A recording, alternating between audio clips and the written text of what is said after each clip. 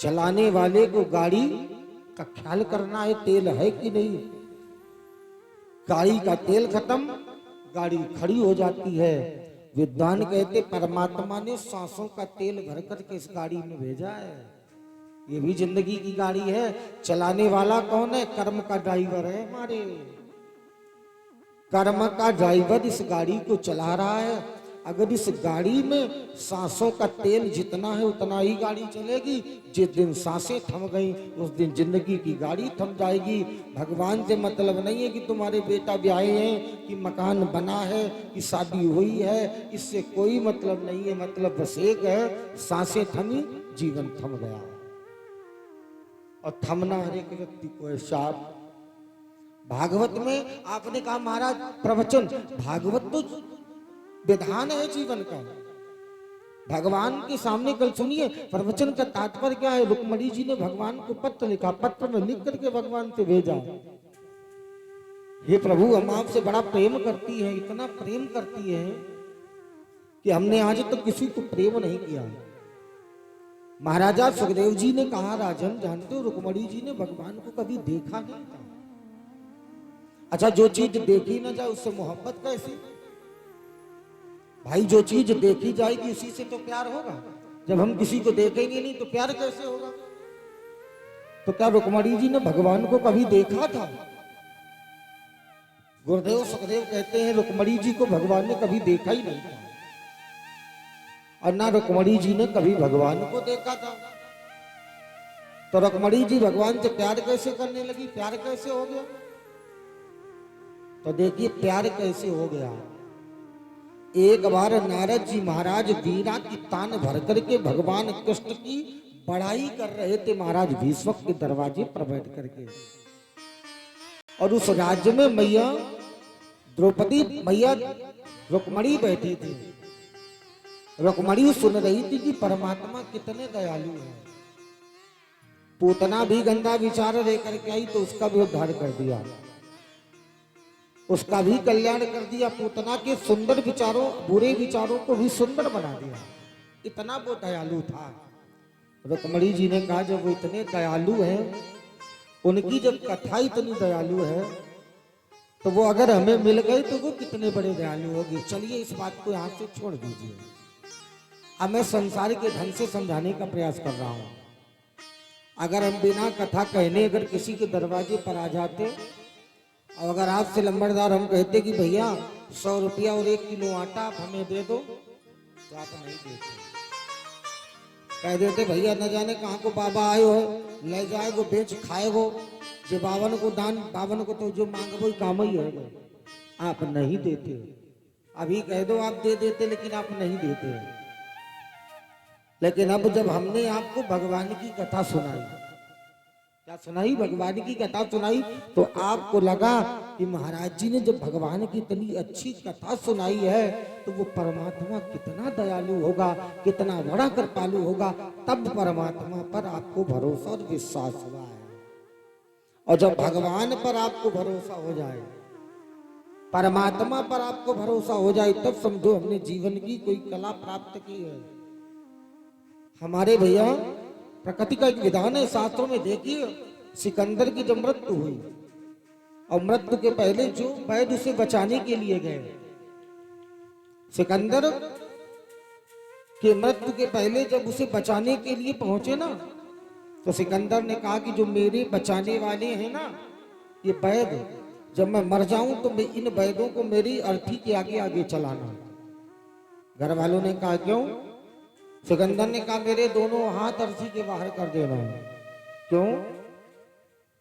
घर वालों ने जब ये पूछा तो सिकंदर ने कहा ताकि दुनिया वालों को ये पता चल जाए, भरोसा हो जाए कि जिनके लिए अपना जीवन समर्पित करते हैं, जिनके लिए अपनी जिंदगी लगा देते हैं, लोग कहते हैं साहब संसार के लोग कहते हैं कि वो हमारे साथ ऐसा करेगा, वो हमारे साथ ऐसा करेगा, लेकिन जो वैद्य जीवनम और मरण को बचाने वाले थे वो वैद्य भी सिकंदर को बचा ना पाए। क्यों? क्योंकि वैद्यों की न चली परमात्मा की चलती है।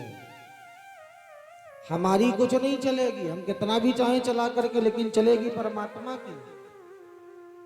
चलेगी कि नहीं चलेगी? चलेगी परमात्मा की। हम कितना भी अपनी चलाने की कोशिश करें, हमारी कभी चल नहीं सकती है।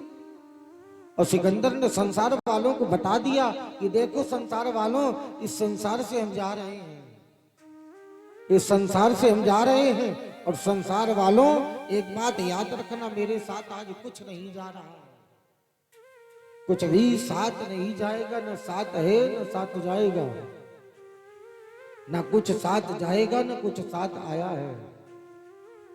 ये क्या है हमारे साथ। और आप भी आज से याद रखना, अपने जीवन में याद रखना, साथ आया है कोई न साथ जाएगा, बीच में मिले बीच में ही छूट जाएंगे।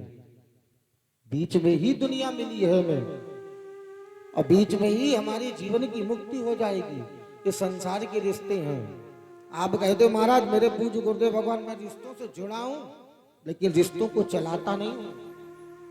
कोई नहीं कह सकता है कि महाराज हमारे घर आते हैं, जाता हूं बस 10 मिनट के लिए वापस चलाता हूं। रिश्ते में बंधो हो, लेकिन रिश्तों में बंधते रह करके भी उन रिश्तों को देखो जिसने तुम्हें उस रिश्ते की काबिल बनाया है। जिस दिन वो चालेगा उस दिन तुम्हारा रिश्ता तुम्हारे साथ नहीं होगा, कोई रिश्ता तुम्हारे साथ नहीं होगा। गरीब घरी के लोग कहेंगे जो तुम्हारे लिए एक मिनट नहीं रुकते थे, जो तुम्हारे लिए एक मिनट चैन नहीं पाते थे, जो तुम्हारे लिए हमेशा अच्छा ही सोचते थे, वो सारे के सारे रिश्ते यही पर यही घरे के घरे पड़े के पड़े रह जाएंगे। तो कहा क्या करना चाहिए, जिन्होंने वो रिश्ता बनाया है, जिन्होंने उस रिश्ते की पहचान कराई है। अच्छा, माता के गर्भ में हमारा रिश्ता पहले ही बन चुका था, जन्म देने के बाद संसार में रिश्ता बनता है, लेकिन गर्भ के अंदर आते ही हमारा पावन रिश्ता भगवान के साथ बन चुका था। और विचार करना बकौरा के भाइयों, एक तरफ मल की झिल्ली और एक तरफ मूत्र की झिल्ली माँ के, और बीच में उस बालक की झिल्ली रहती है। 9 महीने मलमूत्र में रहता, यहाँ 9 घंटे नहीं रह सकता है। 9 महीने माता के गर्भ में उल्टा लटकता है, यहाँ 9 घंटे नहीं लटक सकता है।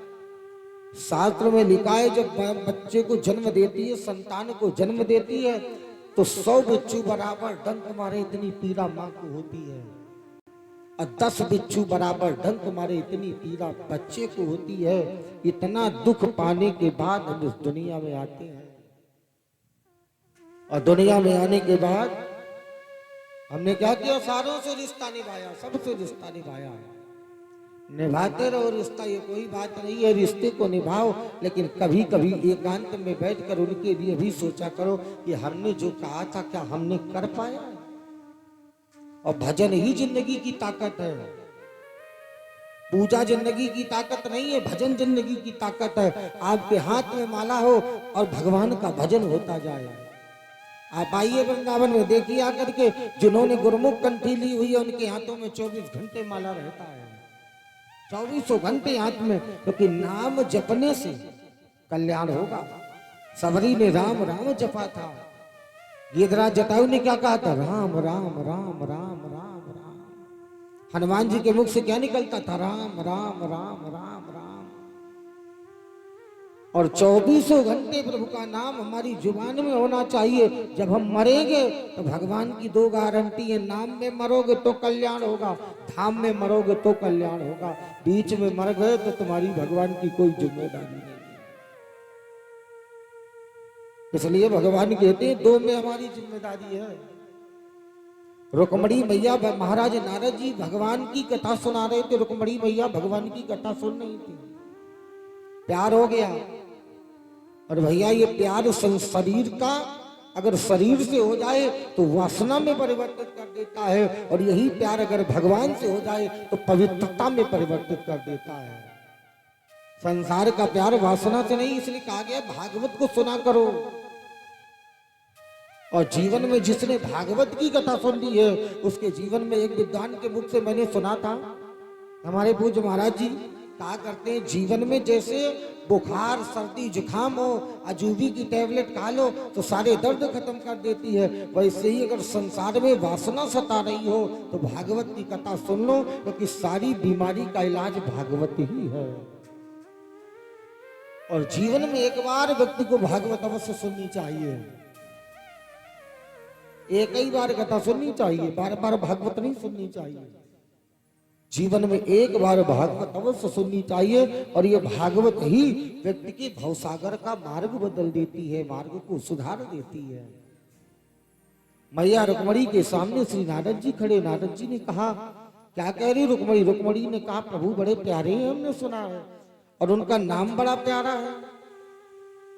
कहा प्यारे तो हैं, तो वो मिलेंगे कैसे?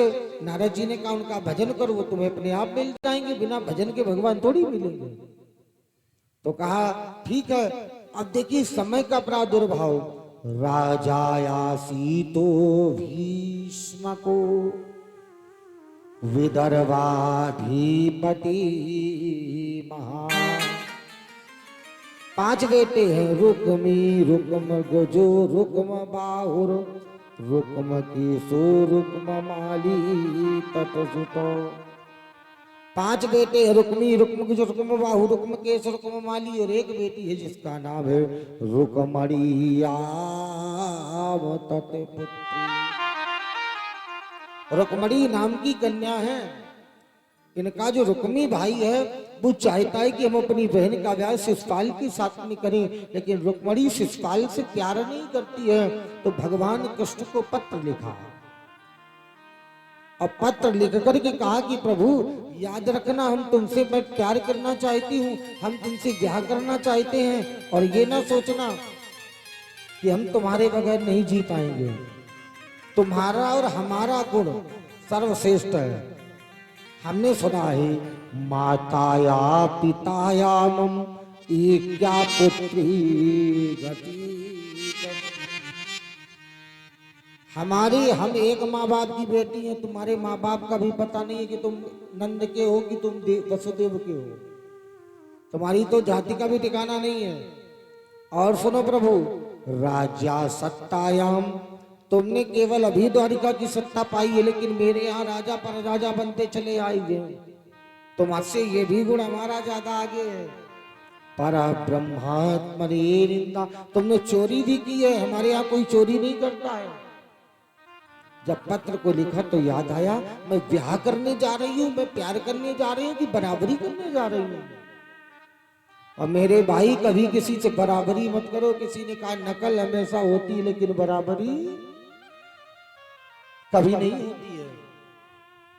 रुक्मणी जी ने कहा क्या करें, कुछ समझ में नहीं आता, मेरा भाव प्रभाव, मेरा विचार समझ में नहीं आता। फिर नीचे पत्र में लिखा है, कृष्णाय वासुदेवाय हरये परमात्मने प्राणत क्लेशनाशाय श्री गोविंदाय नमो नमः। हे गोविंद, तुम कृपा के पात्र हो, तुम जगत की रक्षा करने वाले, तुम जगदीश हो, तुम त्रिगुणात्मक हो, तुम तीन दीन बंधु दीनानाथ हो। हम आपसे प्रार्थना कर रही है, कल मेरा भैया शिशुपाल के साथ ब्याह करना चाहता है, जबकि रुक्मणी शिशुपाल के साथ ब्याह नहीं करना चाहती है। कृष्ण कल तुम्हें आना है और मेरा हरण करके तुम्हें ले जाना है। पंडित जी को पत्र दिया रुक्मणी जी ने, और पंडित जी पत्र लेकर के भगवान के पास में पहुंचे। भगवान द्वारिका के सिंहासन पर बैठे थे। पंडित जी ने कहा, महाराज भीष्म की पुत्री ने आपको पत्र भेजा है। भगवान ने कहा, सुना डालो, इस पत्र में लिखा क्या है। भगवान चाहते तो उस पत्र को एकांत में जाकर के सुनते और पढ़ते। परमात्मा ने उस पत्र को एकांत में जाकर के न पढ़ा न सुना, समाज के सामने पढ़वाया। आजकल का बेटा होता, अगर किसी बिटिया के पत्र को सुन लेता ना, तो एकांत में उस पत्र को पढ़ता या किसी से सुनता। परमात्मा कभी झूठ नहीं बोलते, कभी किसी के साथ चोरी नहीं करते हैं। वो दया के सिंधु हैं, वो करुणा के सागर हैं। किसी ने कहा हम बंधु तो बन सकते हैं, लेकिन हम दीन बंधु नहीं बन सकते हैं। बंधु उसे कहते हैं जो हमारा मित्र बन सकता है, हमारा रिश्तेदार बन सकता है, हमारा भाई बन सकता है। लेकिन भैया जो दुखियों का भी बंधु है, उसे ही तो दीन बंधु कहते हैं। परमात्मा कैसे बोले, करुणा के सागर है।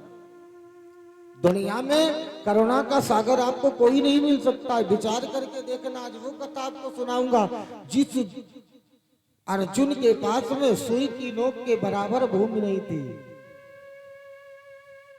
उस अर्जुन की वे रथ को हाँका था उस कृष्ण ने, और सुदामा के पास 3 मुट्ठी तंदुल भी ले जाने को नहीं थे। उस सुदामा को द्वारिका के सिंहासन पर बिठाया था उस श्री कृष्ण ने। विद्वानों जरा ध्यान दे करके सुन लेना, परमात्मा के यहाँ दौलत वाली रही, परमात्मा के यहाँ तो दिल वालों की कीमत देखी जाती है कि तुम्हारा दिल कितना सुंदर है, तुम्हारा मन कितना सुंदर है। परमात्मा की बनाई सत्ता कितनी सुंदर है, देखा है आप लोगों ने कितनी सुंदर है। आप दाल को खट्टा करोगे तो खटाई डालोगे, सब्जी को खट्टा करोगे तो खटाई डालोगे, लेकिन मेरे भाई केवल चने का एक बीज जमीन पर बो देना और चना का साग निकलेगा तो अपने आप खट्टा होगा। ये कौन करता है? ये प्रभु की माया है, ये परमात्मा की माया है। इस पर वो मत करो कि भगवान ने हमें कुछ नहीं दिया है।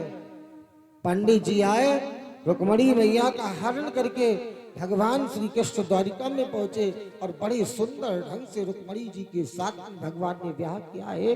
पहला ब्याह भगवान ने रुक्मणी मैया के साथ में किया है। परमात्मा ब्याह करते केवल भोग के लिए नहीं। हमने कहा क्या भगवान भोग करते? भगवान कभी किसी के साथ भोग नहीं करते हैं। परमात्मा जब करते हैं तो भक्तों के साथ योग की पराकाष्ठा को करते हैं। परमात्मा की पराकाष्ठा के द्वारा भोग को, इसलिए भैया भोग को दूर कर दो, योग में लग जाओ। जो भोग से दूर होकर के योग में लग जाता है उसी के द्वारा परमात्मा कृपा किया करते हैं।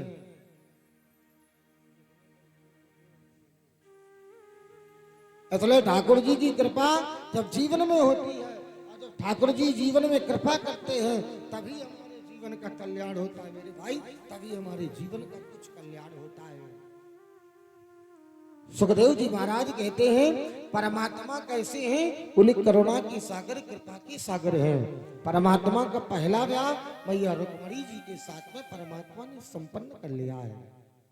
आइए दूसरा ब्याह भगवान का कथा श्रवण कराते हैं। सुखदेव जी गाते हैं, राजाया सीते सत्राजिते बलाधिक्रांते